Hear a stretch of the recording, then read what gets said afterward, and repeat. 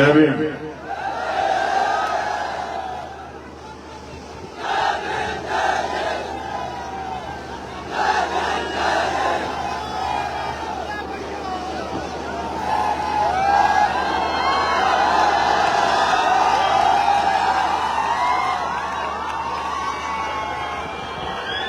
ये जो मेरे दाईं तरफ जो नौजवान खड़े हैं,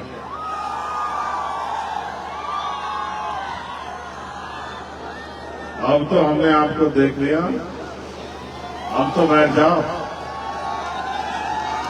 अगर हमसे प्यार करते हो तो बैठ जाओ।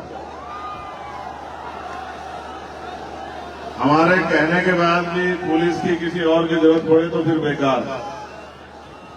अगर हमने तुमसे कुछ मांग लिया और तुम लोग उसको पूरा ना करो तो फिर बेकार।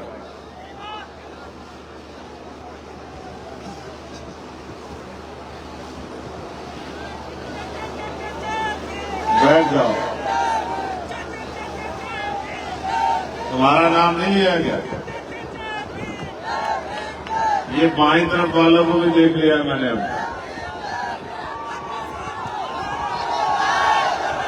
इनसे भी मेरा आग्रह है कि वो बैठ जाए। मैं समझ गया नारा लगाने का मतलब ये होता है कि अपनी तरफ ध्यान आकर्षित करना। तो ध्यान आकर्षित हो गया, लेकिन अब बैठ जाओ। अब कोई खड़ा नहीं रहेगा। जो खड़ा रहेगा माना जाएगा कि वो हमारा आदमी नहीं है। यहाँ जो भी खड़ा है उसको हम इसी तरह देखेंगे कि वो हमारा आदमी, क्योंकि जो हमारा आदमी है वो तो हमारी एक बार की बात को मान लेता है।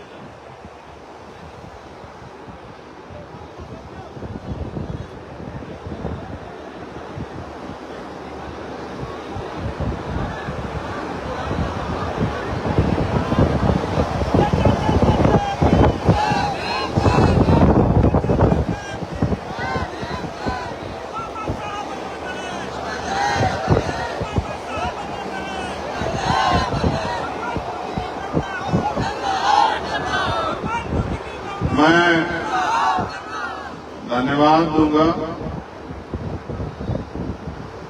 आज के इस कार्यक्रम के जो आयोजक साथी हैं,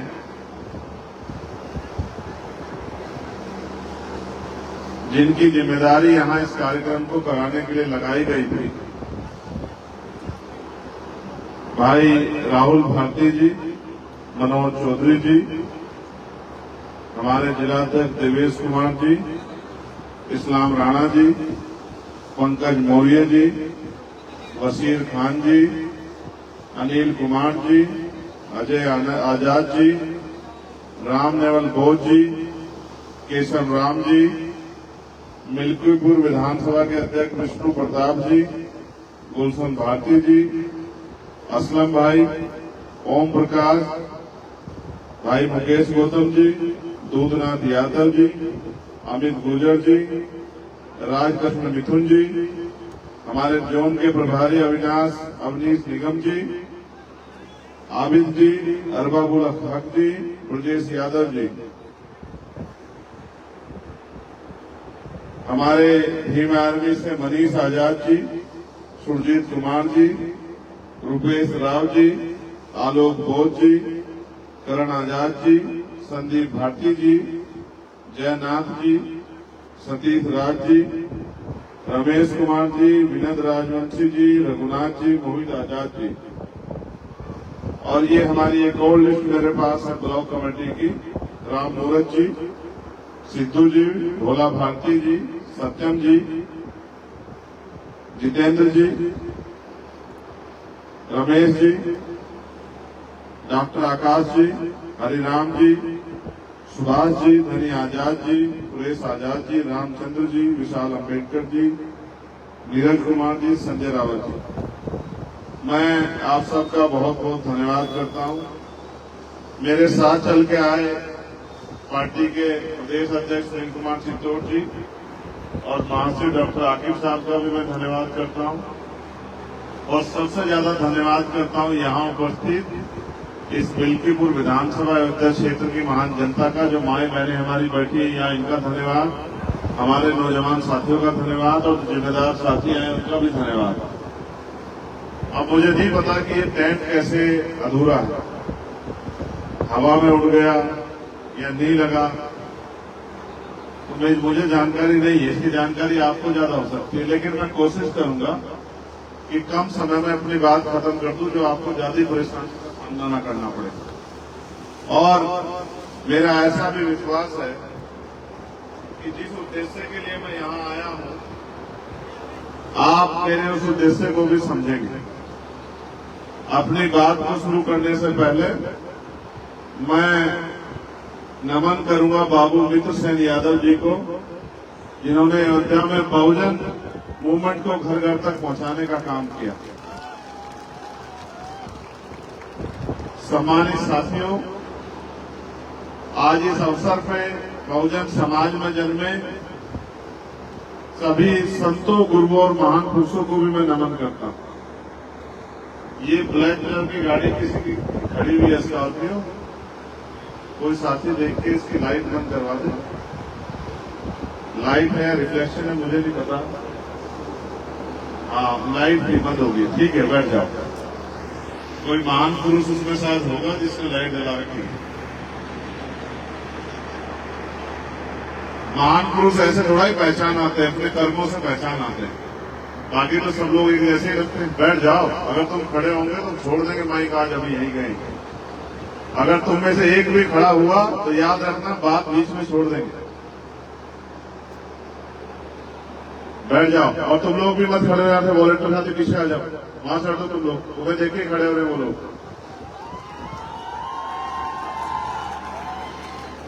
बस अब तुम में से एक भी खड़ा नहीं दिखना चाहिए। तुम में से एक भी खड़ा दिखा तो समझो वहीं बात रोक दी जाएगी, और जो खड़ा हो जाए उसको आराम से बिठा लेना। ये देखो, ये धूप में तुमसे ज्यादा ताकतवर तरीके से बैठे।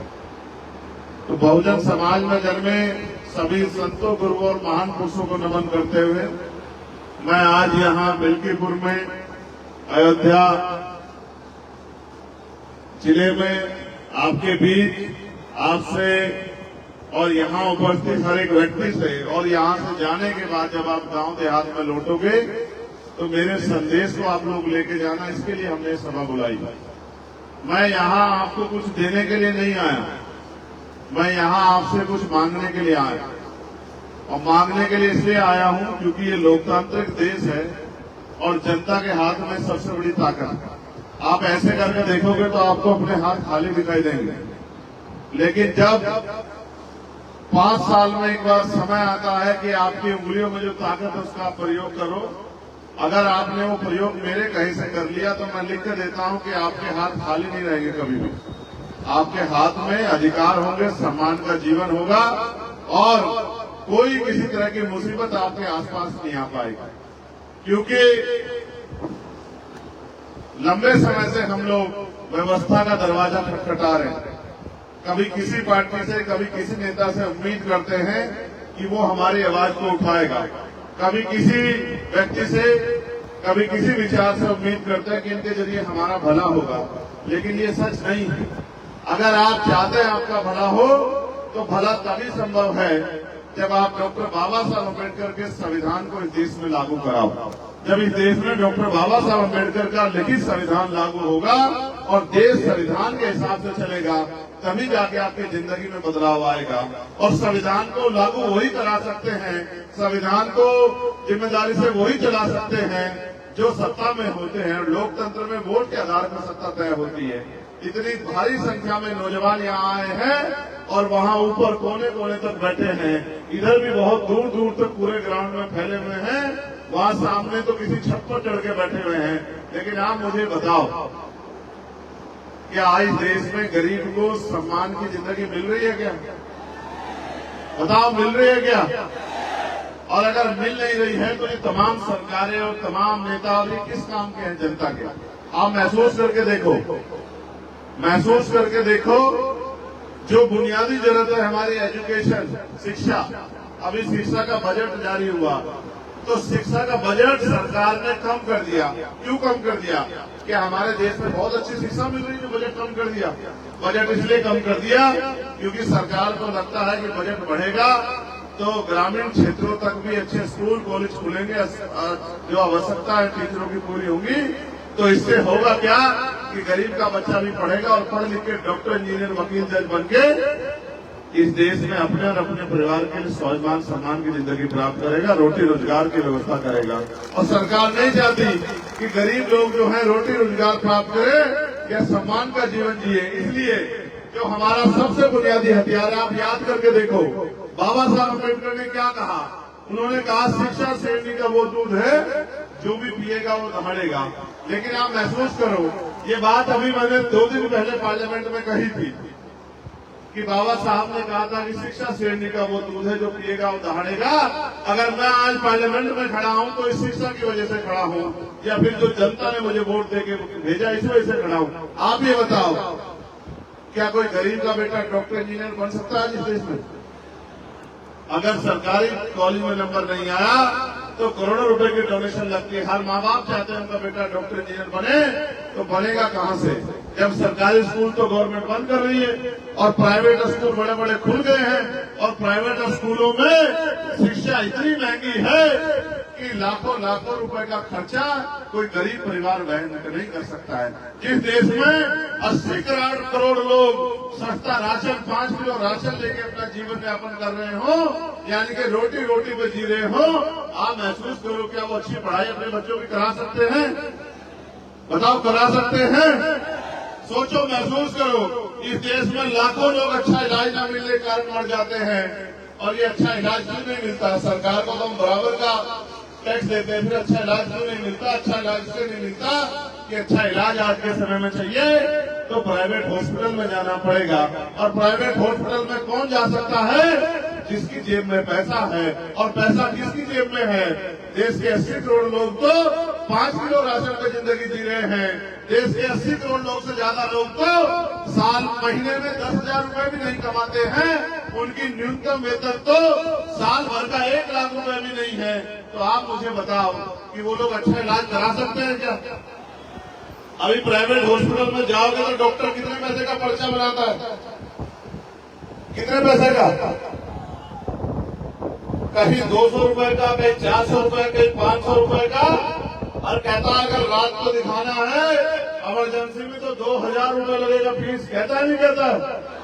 आप बताओ कि अगर 2,000 रुपए फीस देने की स्थिति होती तो इस देश में लोग 5 किलो राशन पे अपनी जिंदगी चलाते हैं।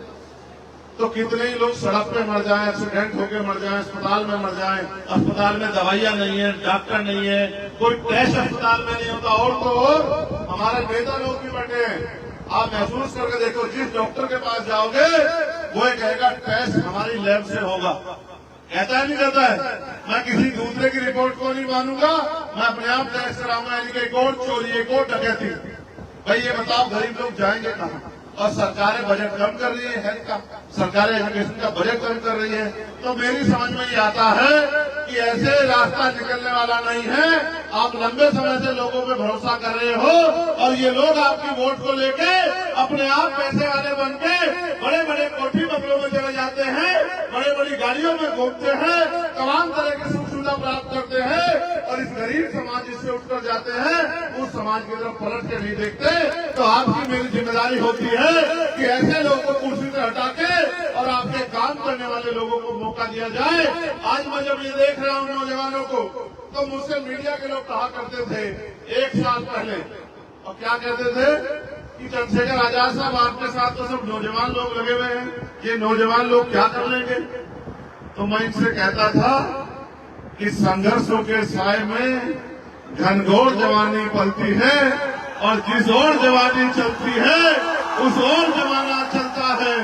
ये मेरी बात को मानते नहीं थे, लेकिन जब नगीना में आपने अपने मेहनत प्रयास से और अपना सांसद जिता दिया तो अब ये लोग मुझे कहने लगे हैं कि ये नौजवान तो अब उत्तर प्रदेश की काया बदल के रख देंगे। ये नौजवान तो जब इन्होंने सांसद जिता दिया तो अब ये अपने विधायक जिता के भी अपनी राजनीतिक ताकत उत्तर प्रदेश में बना सकते हैं और गरीब को उनका हक अधिकार दिला सकते हैं। तो ये जो जवानी या नौजवान बैठा है, मैं इनसे पूछना चाहता हूँ, क्या ये गरीबी बेबसी की जिंदगी अच्छी लग रही है? क्या इस गरीबी बेबसी की जिंदगी में मजा आ रहा है? कभी आपने मुख्यमंत्री जी की रैली देखी है क्या? अगर देखी हो तो बताओ, ऐसा टेंट होता है क्या? ऐसा टेंट होता है क्या? और कैसा टेंट होता है? हमारे बदन पे पहने हुए कपड़ों से भी अच्छे कपड़े का टेंट होता है नहीं होता बताओ? और बड़े बड़े सोफे, एसी, कूलर और ये और वो और पानी और सब चीज। और यहाँ देखो, क्योंकि ये गरीबों की रैली है, गरीबों की, ये गरीबों की, कमजोरों की रैली है, इसलिए ना टेंट है, ना बड़े बड़े गद्दे कुर्सियां हैं, ना एसी लगा हुआ है, पंखा भी, लाइट चली गई ऐसा लग रहा है। उत्तर प्रदेश में वैसे तो लाइट आती नहीं है, और आती भी है तो सोने के तारों में आती है। बिजली का बिल इतना आता है कि गरीब की जेब कट जाती है। तो पंखे भी जो चल रहे हैं इस हवा से चल रहे हैं जो कुदरत चला रहे हैं। मैं आपसे कहना चाहता हूं, हम तो मेहनतकश लोग हैं, किसान मजदूर समाज से आते हैं। हमने तो इससे पूरे दिन देखे हैं, गर्मियों में पसीना बहा बहा के कुछ पैसे कमा के अपने पेट का, अपने परिवार का पेट पाला है। ये गर्मी हमारा कुछ नहीं बिगाड़ सकती। लेकिन मैं आपसे पूछना चाहता हूं, क्या इस देश में हमें सुख सुविधा लेने का अधिकार है या नहीं है? क्या हमें सम्मान से जीने का अधिकार है या नहीं है? क्या हमारी माँ बहनों को इज्जत की जिंदगी जीने, सम्मान की जिंदगी जीने का अधिकार है या नहीं है? बताओ। कितने लोग चाहते हैं कि हमें गरीबों को भी, दलित, पिछड़े, कमजोर समाज के लोगों को भी इज्जत की जिंदगी मिलनी चाहिए। जरा हाथ उठा के बताओ। हाथ उठाने को कहा, खड़े होने को नहीं कहा। और खड़े होने के साथ क्या शर्त थी पता है या नहीं पता है?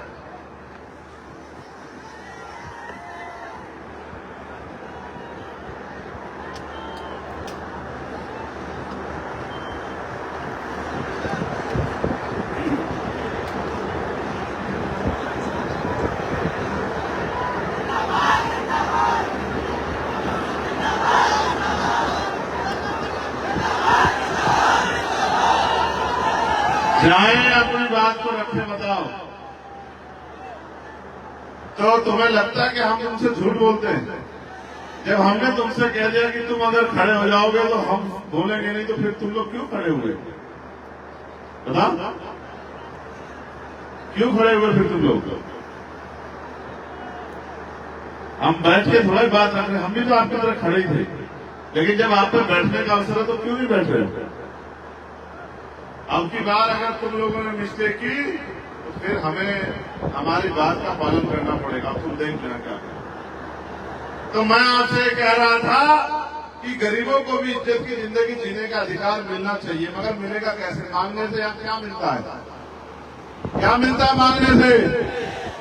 मांगने से मिलती है भीख, और भीख मांगने वाले क्या कहते हैं? तो कब तक आप इस भीख के चक्कर में पड़ जाओगे? लोकतंत्र में वो शक्ति है कि जो हाथ आपका आज मांगने की तरफ है, अगर वोट से ताकत बना लोगे तो मांगने वाले भी लोगे देश में, देने वाले बन जाओगे। जिस दिन देने वाले बन गए उस दिन आपको गर्मी में तपना नहीं पड़ेगा। बताओ, नौकरी देने की शक्ति किसके पास है? मेरे पास है या सरकार के पास है? बताओ। बताओ, रोजगार देने की शक्ति किसके पास है? मेरे पास है, सरकार के पास है? बताओ। बताओ, अच्छा हॉस्पिटल बनाने की शक्ति किसके पास है? मेरे पास है, सरकार के पास है? बताओ। बताओ, उद्योग धंधे लगाने की शक्ति किसके पास है? मेरे पास है, सरकार के पास है? बताओ। बताओ, अच्छे स्कूल खुलवाने की जिम्मेदारी किसके पास है? ताकत किसके पास है? मेरे पास है, सरकार के पास है? बताओ। सब कुछ तो सरकार के पास है। और आप अगर अपनी ताकत नहीं बनाओगे, आप सरकार नहीं बनोगे, तो कैसे बदलाव हो जाएगा भाई? अब मैंने कहा, मेरी बात पे गौर करो, मैंने पार्लियामेंट में कहा कि भारत में बदलाव तब तक नहीं होगा, गौर से सुनना, जब तक इस देश में अच्छी शिक्षा व्यवस्था तब तक नहीं होगी, जब तक प्रधानमंत्री से लेकर और प्रधान का बेटा सरकारी स्कूल में नहीं पढ़ेगा, तब तक इस देश में अच्छी शिक्षा गरीबों को नहीं मिल सकती। जब प्रधानमंत्री से लेके, मुख्यमंत्री से लेके, राष्ट्रपति से लेके, राज्यपाल से लेके सारे मंत्री, विधायक, सांसद, जिसमें मैं भी, और जितने क्लास 1, क्लास 2, क्लास 3, क्लास 4 के अधिकारी हैं, जितने भी वो नेता हो, अभिनेता, जितने लोग हैं जो सरकारी सुरक्षा लेते हैं, सुविधा लेते हैं, तनख्वाह मिलती है, मानदेय मिलता है, जब तक उनके बच्चे सरकारी स्कूल में नहीं पढ़ेंगे तब तक इन सरकारी स्कूलों में सुविधा नहीं आने वाली। क्योंकि सुविधा तब आएगी जब एक ही कमरे में क्लास 4 के बच्चे बैठे होंगे, एक बच्चा मुख्यमंत्री जी का होगा, दूसरा बच्चा कलेक्टर साहब का होगा, तीसरा बच्चा एसएसपी महोदय का होगा, चौथा बच्चा सीओ महोदय का होगा, पांचवा बच्चा हमारे जैसे किसान मजदूर के परिवार का होगा, छठा बच्चा सफाई सफाई का काम करने वाले का होगा, और सातवां बच्चा खेतों में मजदूरी करने वाले का होगा। जब तक ये नहीं होगा तब तक अच्छी शिक्षा नहीं आएगी। जिस दिन ये हो गया, ना मास्टर की कमी होगी, ना स्कूल गिरने वाला होगा, ना पंखों की कमी होगी, ना किताबों की कमी होगी, बेहतर से बेहतर शिक्षा मिलेगी। ये होगा बदलाव। और फिर अच्छा इलाज कब मिलेगा? जब राष्ट्रपति से लेके और गांव में रहने वाले प्रधान के बच्चे का भी इलाज और उनका खुद का इलाज भी सरकारी अस्पतालों में होगा। तब आएगी सरकारी अस्पतालों में सुविधाएं। कैसे? अगर मुख्यमंत्री जी बीमार हो जाएगा तो नहीं करता, हमारे यहाँ अच्छे मुख्यमंत्री बेचारे बीमार हो जाएं, लेकिन क्योंकि ये तो बीमारी आदमी के साथ होती है, मैं उदाहरण के तौर पर कह रहा हूँ, अगर कोई भी नेता बीमार हो जाए और उसको प्राइवेट हॉस्पिटल में ना जाने जाए, सरकारी हॉस्पिटल में लाया जाए, तब उसको पता लगेगा कि सरकारी हॉस्पिटल की स्थिति कैसी है। ना डॉक्टर है, ना दवाई है, ना कुछ है, ना कुछ है। तब जाके बदलाव होगा जब जिलाधिकारी को बीमारी होने पे जिलाधिकारी भी सरकारी अस्पताल में इलाज कराएगा। जब हम गरीब किसान मजदूर परिवार के लोग इलाज कराते हैं, तब आएगा अच्छा इलाज व्यवस्था, तब आएंगे डॉक्टर बढ़िया, तब जो है बाहर से दवाई नहीं लेके जाएगी, तब एक्सरे मशीन भी होगी, MRI मशीन भी होगी, और तमाम तरह की चीजें होंगी, तब जाके बदलाव होगा। और मैं फिर आपसे कहना चाहता हूँ, अगर बदलाव ना देखो, पॉलिसी बना के लाखों लोगों के लिए बदलाव किया जा सकता है। इंडिविजुअल व्यक्तिगत लाभ देके तो लोगों की मदद की जा सकती है। जैसे मुझसे कोई कहे कि भाई मेरा बच्चा बीमार है, मुझे कुछ पैसे दे दो, मैं दे दूंगा, तो एक बच्चे का इलाज हो जाएगा। लेकिन अगर पॉलिसी बन जाए तो करोड़ों बच्चों का इलाज मुफ्त में हो जाएगा, नहीं हो जाएगा? बताओ। अभी तो मैंने कहा था MBBS MD बनने के लिए करोड़ों रुपए चाहिए जब, लेकिन शिक्षा इस देश में समान हो जाएगी और शिक्षा मुफ्त हो जाएगी तो किसान का बेटा भी डॉक्टर इंजीनियर बन पाएगा, वकील जज बन पाएगा। जब उनकी जेब नहीं कटेगी, जब उनको जमीन गिरवी नहीं रखनी पड़ेगी, जब उनको कर्ज नहीं लेना पड़ेगा। और मैं फिर आपसे कहना चाहता हूँ साथियों, इसको लागू कराने के लिए शक्ति की जरूरत है, और शक्ति आपके मुठ्ठी में है। जितनी शक्ति आपने मेरे साथ खड़ी कर दी, आजाद समाज पार्टी की पॉलिसी के साथ खड़ी कर दी, उस दिन वो दिन दूर नहीं कि पहले उत्तर प्रदेश में और फिर देश में ये होकर रहेगा। इसको कोई होने से रोक नहीं सकता है, क्योंकि अब गरीब जागरूक हो गए हैं, अपने अधिकारों के प्रति सचेत हो गए हैं। आप महसूस करो, और ये बात मीडिया के लोग भी सुन लो, हमने मांग की है कि देश की आजादी के 75 साल हो गए हैं, अब निजी क्षेत्रों में आरक्षण की व्यवस्था होनी चाहिए, और SC ST OBC के लोगों को संख्या के आधार पर आरक्षण मिलना चाहिए। बताओ, मिलना चाहिए नहीं मिलना चाहिए? इस बात को भी समझो। 2% सरकारी नौकरियां हैं, 98% प्राइवेट सेक्टर है, 2% सरकारी नौकरियों में आरक्षण है, और 98% प्राइवेट सेक्टर में आरक्षण नहीं है। 98% प्राइवेट सेक्टर किसका है? सुनो, प्राइवेट सेक्टर में तुमसे कोई पूछ ले, कहे भाई वो क्यों देंगे नौकरी? इसलिए देंगे क्योंकि सरकार प्राइवेट सेक्टर में जो लोग उद्योग लगाते हैं, 1 रुपया लीज पे लाखों बीघे जमीन उनको देती है, हजारों बीघे जमीन देती है, साथ करोड़ों रुपए का लोन उनको देती है बैंक से, साथ करोड़ों रुपए के टैक्स में छूट करती है। ये सारा पैसा हमारी मेहनत की कमाई का होता है। ये जमीनें जनता की होती है। जब ये जमीनें आप उनको देते हो, छूट देते हो, टैक्स में जो छूट देते हो और लोन देते हो, तो जनता का पैसा जब उनको देते हो तो जनता को हिस्सेदारी भी उसमें मिलनी चाहिए। इसलिए मैं कहता हूँ कि निजी क्षेत्रों में आरक्षण की व्यवस्था होनी चाहिए। साथ जब सामान उनकी कंपनी में जो बनता हम खरीदते हैं, तो जब उनके जो है ग्राहक हम हैं, तो उनके कर्मचारी हम लोग क्यों नहीं हो सकते? सरकार मुझे इस बात का जवाब दे। इसलिए मैं आपसे कहना चाहता हूं कि लड़ाई बड़ी लंबी है, लेकिन लड़नी है। हम तो पार्लियामेंट में जब से हम गए हैं, आप ये जानते हैं, सबकी आवाज उठाते हैं। बीएड के बच्चों की आवाज उठाते हैं कि उनको भर्तियां निकाल के नौकरी दो, बैकलॉग भरा जाए, इसकी आवाज उठाते हैं।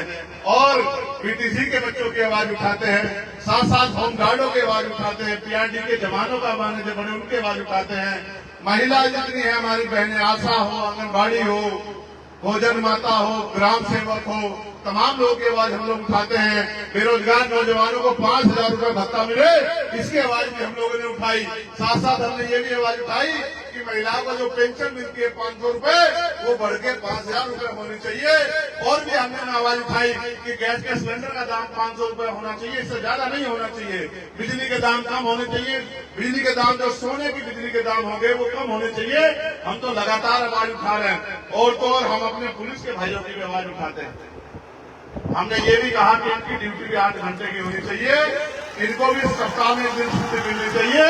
और बॉर्डर स्कीम जो है, बॉर्डर स्कीम का जो नुकसान इनको हो रहा है, जैसे छुट्टी मिली, अब इनकी ड्यूटी अयोध्या में रहने वाले हैं ये बिजनौर के, अभी ये 1 दिन की छुट्टी मिली, सुबह यहाँ से जाएंगे, शाम तक तो बिजनौर पहुंचेंगे और शाम के टाइम उधर चलेंगे तो तब अगले दिन यहाँ पहुंचेंगे। तो हमने कहा कि बॉर्डर स्कीम खत्म करके बराबर के संबंधित जिलों में इनको पोस्टिंग मिलनी चाहिए, क्योंकि ये भी इंसान है, अपने परिवार के बीच में पहुंच जाए।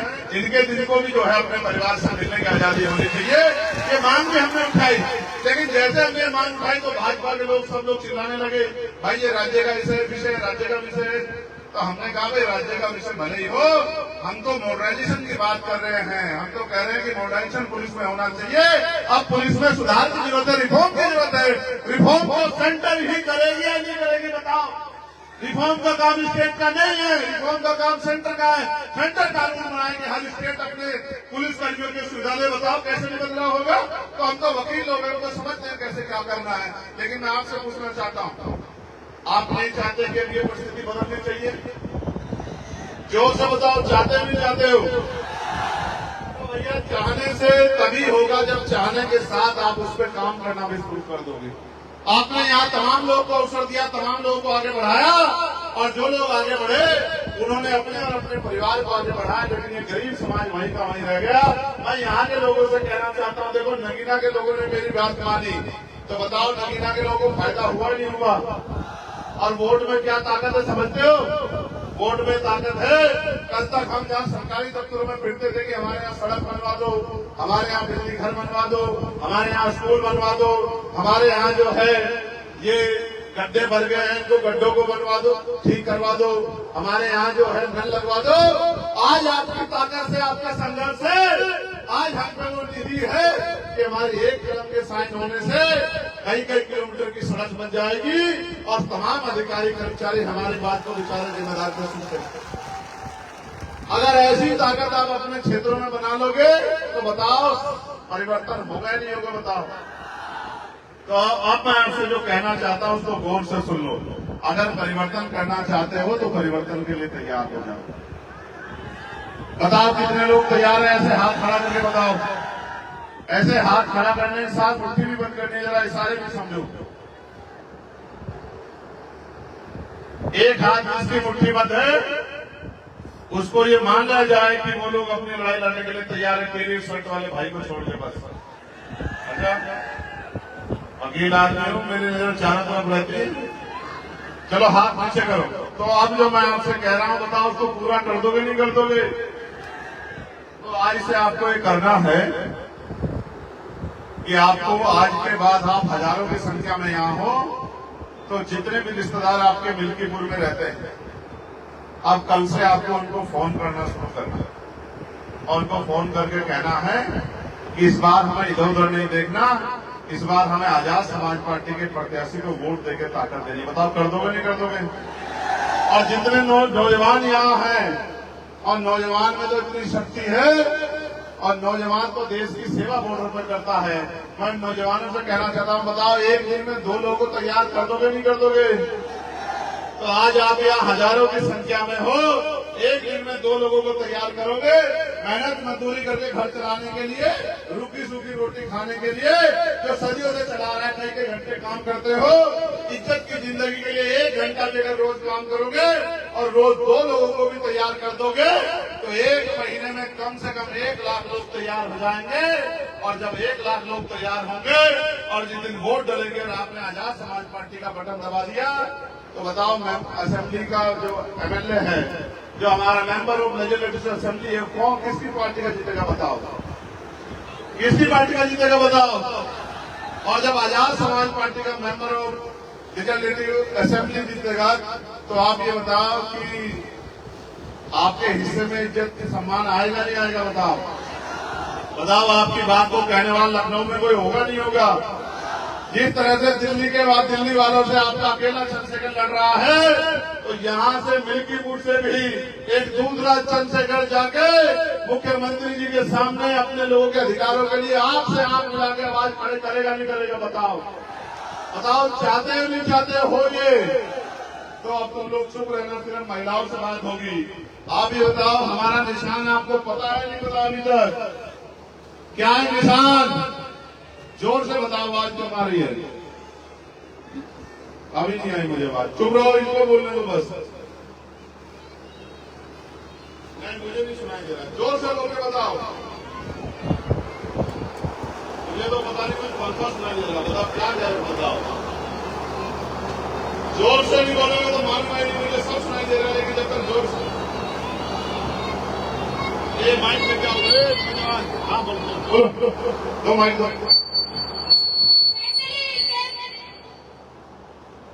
बताओ क्या है निशान?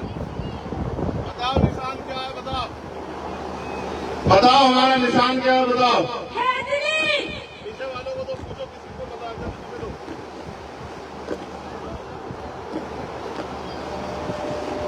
बताओ, जिसे जिसे पता है जरा हाथ उठा के बताओ।